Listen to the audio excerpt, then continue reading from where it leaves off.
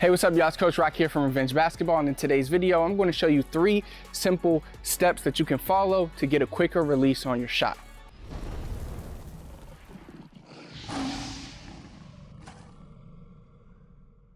So step number 1 is to be ready when you shoot.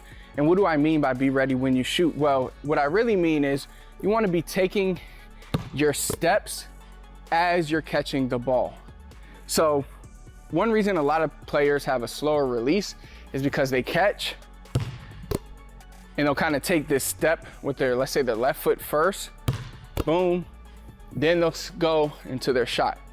So what you want to do, one easy way to get a quicker release is just speed that up by already having your left foot planted here. If you're a right-handed shooter, same thing with you could also have this, your right foot planted first.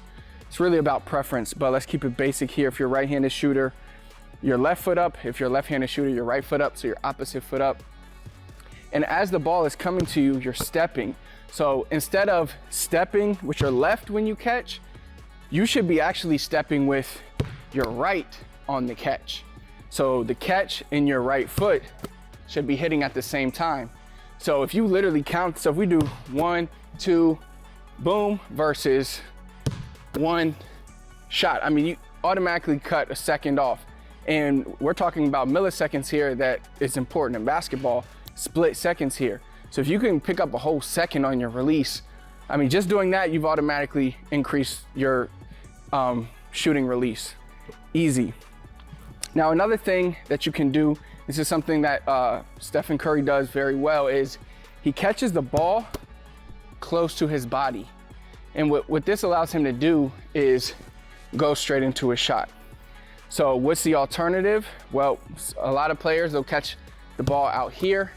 They'll have to bring it here and then shoot. So that adds extra steps to your shot, one, and it really slows down your release, because now let's look at the opposite thing. Let's look at the 2 differences here. You have one player who steps when he takes his first step when he catches the ball, and he catches the ball out here. Then he brings it in, step, and then he shoots. Versus somebody with a super quick release who takes that second step, catch everything at the same time with the ball close to the body already. So he doesn't have to bring the ball to kind of the dipped position. He already has the ball there upon the catch, and then it's just rise up into the shot. And then we have, to finish it off, is just shoot with one motion, or essentially shoot on the way up.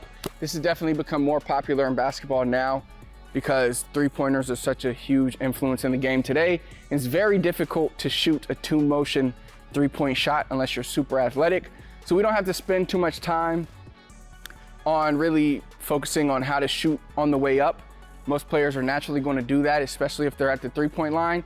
But essentially, the timing you want to think of here is the ball should be leaving your hand as your feet are leaving the ground. So if I'm here, boom. So as my heels come up, I should be up here. And then as the ball is leaving my hand, my feet should be leaving the ground. Versus here, and then shoot. All right, so those 3 simple steps. So let's really compare again. The 1-motion shot, pretty much if you're shooting from 3, you'll have to do that anyway. But the big 2 differences here, I think, are in the first 2 tips that we gave.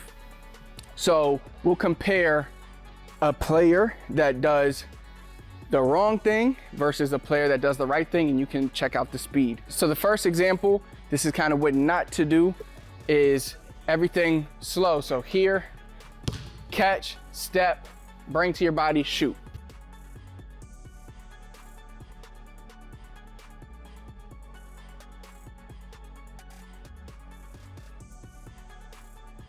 All right, so as you can see, making those simple changes can drastically improve the speed, the quickness of your release.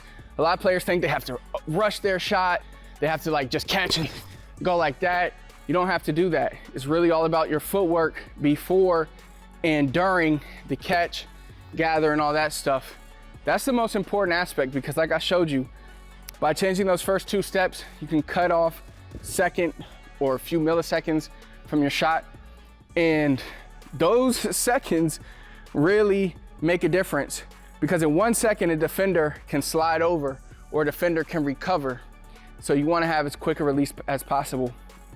And the best way to do this is, in the beginning, it's really going to feel different for you, especially if you're not used to it. So it's going to be difficult, but as you keep practicing, every rep you take, focus on that, the quickness of your release. And again, you're not rushing it. You're focusing on being prepared when you shoot. And over time, it'll start to feel like second nature. And that's when, you'll become a much more effective shooter in real games. If you're looking to take your skills to the next level, click the first link I have pinned in the comments for you, and be sure to subscribe to our channel so you don't miss the next video.